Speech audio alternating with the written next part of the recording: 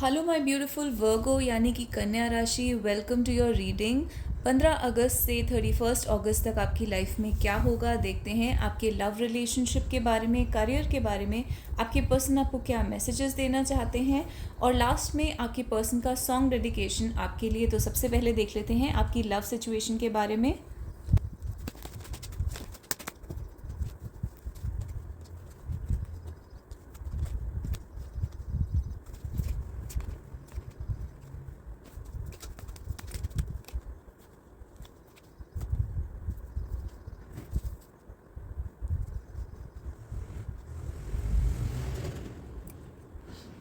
तो love situation में जैसे कि आप देख सकते हैं काफ़ी पॉजिटिव कार्ड्स आए हैं आपके लिए। किंग ऑफ कप्स के साथ लवर्स आया है। सबसे पहले तो यही हमें एक बहुत पॉजिटिव साइन दे रहा है कि आपके पर्सन को आपके लिए फीलिंग्स हैं। ये डेफिनेटली श्योर है। स्पेशली अगर आप किसी मेल के बारे में सुन रहे हैं तो ये जो मेल पर्सन है इसको आपके लिए फीलिंग्स हैं। और ये कार्ड होता है ट्रुथ का, रियलाइजेशन का। एस ऑफ सोर्ड्स, तो आपके पर्सन को हो सकता है रिसेंटली ये बात रियलाइज़ हुई हो कि यही ट्रुथ है इस सिचुएशन का, कि उनको आपके लिए फीलिंग्स हैं, उनको अपनी फीलिंग्स रियलाइज़ हो गई हों। तो ये उनके लिए एक रीसेंट डिस्कवरी है। आपके पर्सन के लिए हो सकता है आपका रिलेशनशिप बहुत सालों से चल रहा हो।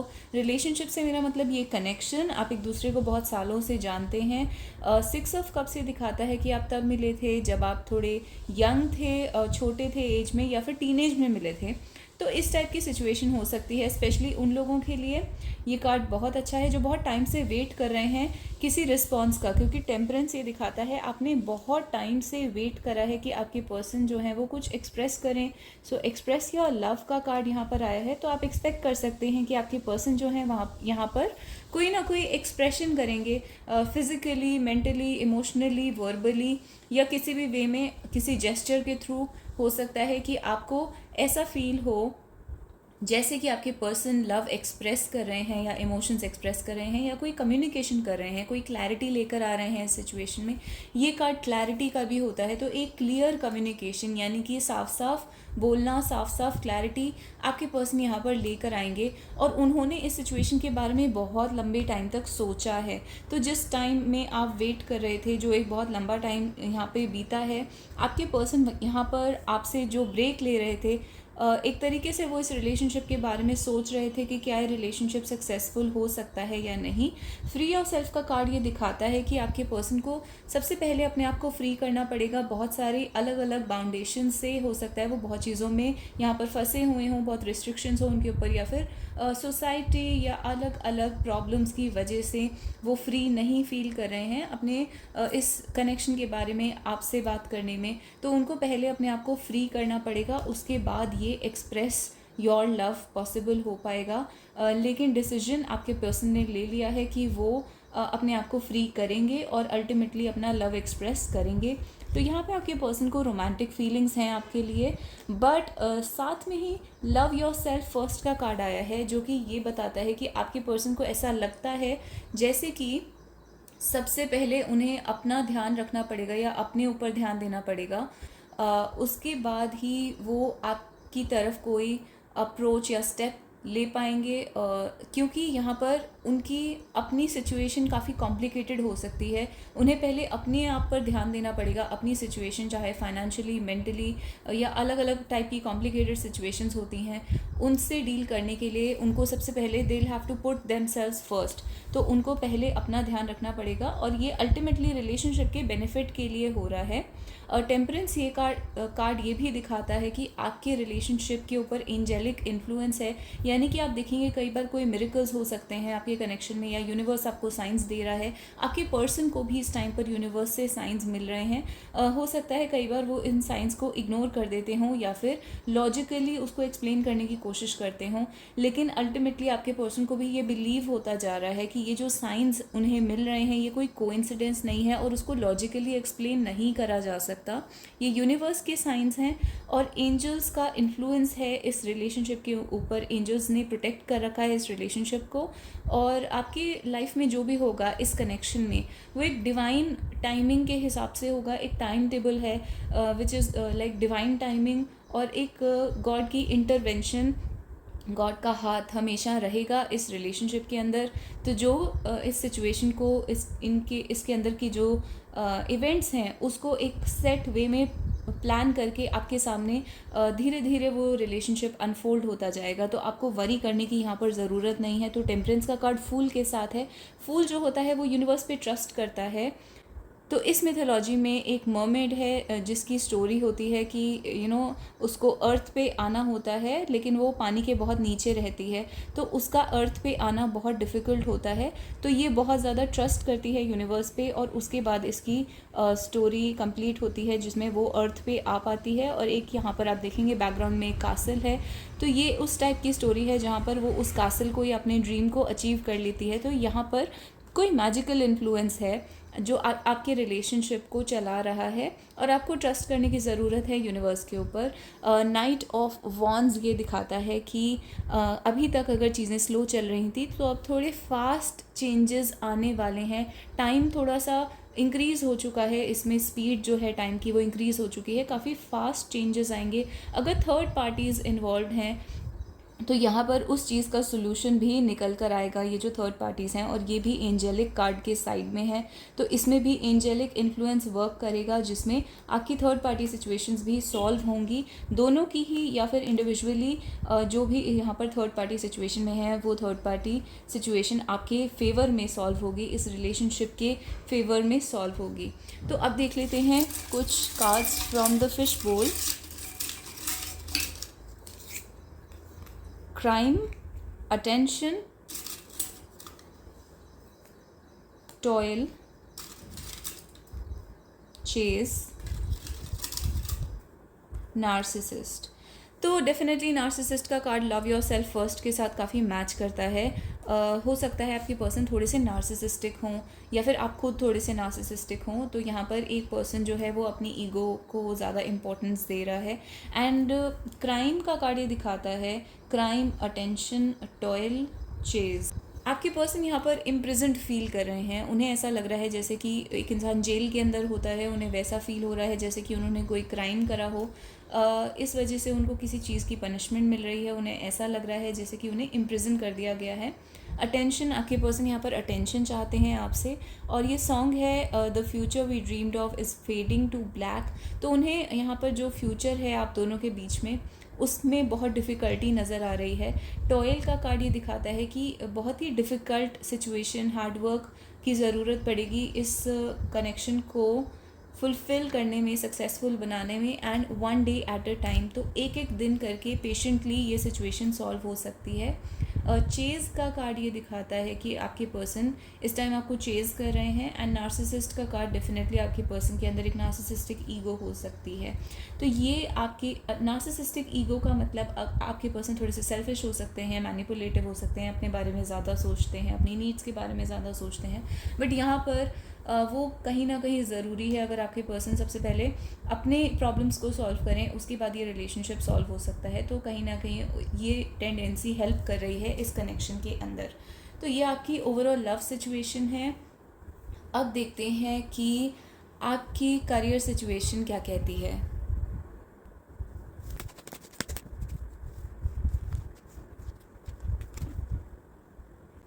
आपकी लाइफ में हैंग्ड मैन की एनर्जी नाइट ऑफ वॉन्ड्स के साथ बहुत ज़्यादा नज़र आ रही है। लव में भी यही कार्ड्स आए थे, और करियर सिचुएशन में दोबारा ये कार्ड्स रिपीट हो गए हैं, जिसका मतलब ये है हैंग्ड मैन एक ऐसी सिचुएशन होती है जहाँ पर आप सस्पेंडेड होते हैं, आप एक्शन नहीं ले पाते, आपकी जॉब रुकी हुई होती है, करियर रुका हुआ होता है, स्टैग्नेशन फील हो रही होती है, आपको लग रहा होता है चीज़ें आगे नहीं बढ़ रही हैं, किसी ना किसी टाइप की ब्लॉकेजेस होते हैं, स्टैग्नेशन होती है। तो नाइट ऑफ वॉन्ड्स उस चीज़ का एक ब्रेक थ्रू दिखाता है कि आपकी जो स्टैग्नेशन है वो यहाँ पर ख़त्म हो जाएगी। एक ब्रेक थ्रू आप एक्सपीरियंस करेंगे जिसमें चीज़ें बहुत फास्ट आगे बढ़नी शुरू हो जाएंगी।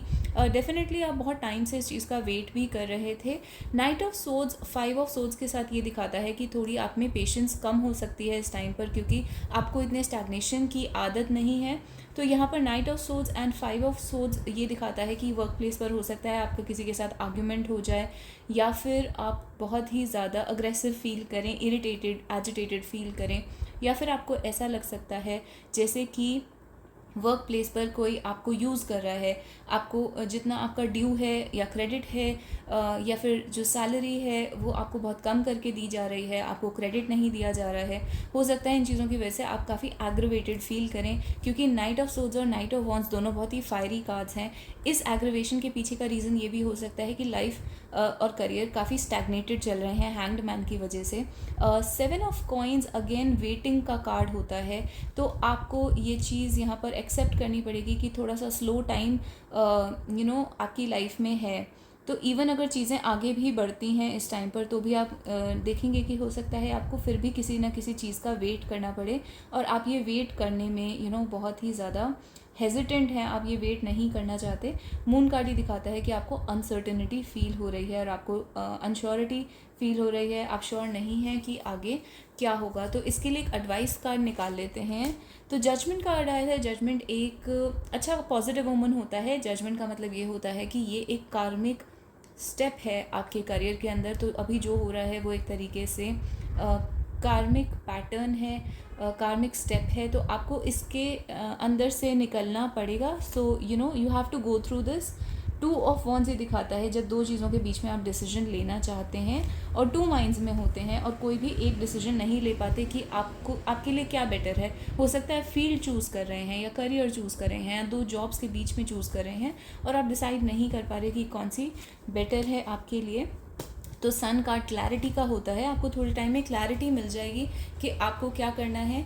But for the time being page of coins थोड़ा सा कम मनी होता है, थोड़े से टाइम के लिए आपको you will have to manage with less money. और सन कार्ड ये दिखाता है कि धीरे धीरे आपको उस चीज़ के बारे में क्लैरिटी मिल जाएगी। बट फ़िलहाल डेफिनेटली थोड़ा सा डिफ़िकल्ट टाइम है, थोड़ा सा रिस्ट्रिक्शन का टाइम है। तो आने वाले टाइम में सितंबर में आप एक्सपेक्ट कर सकते हैं या अक्टूबर में एक्सपेक्ट कर सकते हैं कि आपकी विशेस फुलफ़िल होनी स्टार्ट हो जाएंगी। स्टार कार्ड, तो आप काफ़ी अच्छी सिचुएशन में होंगे जब तक अक्टूबर आपकी लाइफ में अक्टूबर का टाइम आएगा। तो ये आपकी करियर की रीडिंग है। But do check out September and October to find out कि ये कहाँ तक जाती है। ये सिर्फ 15 दिन की एनर्जी है, 31 अगस्त तक की, तो आपको वरी करने की ज़रूरत नहीं है। कुछ लोगों के लिए यहाँ पे एक ब्रेक थ्रू आएगा, लेकिन चीज़ें फिर भी स्लो चलेंगी। तो ये आपकी करियर की रीडिंग है। आप देखते हैं आपके पर्सन के आपके लिए क्या मैसेजेस हैं।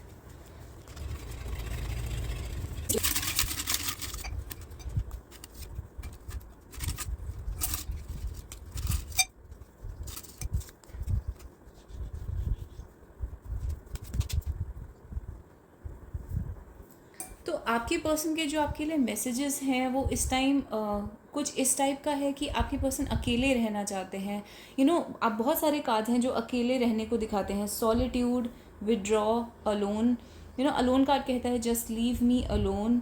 आपके पर्सन इस टाइम चाहते हैं इस पूरे कनेक्शन के बारे में सोचने के लिए। I need time to think about this. Solitude का कार्ड ये कहता है।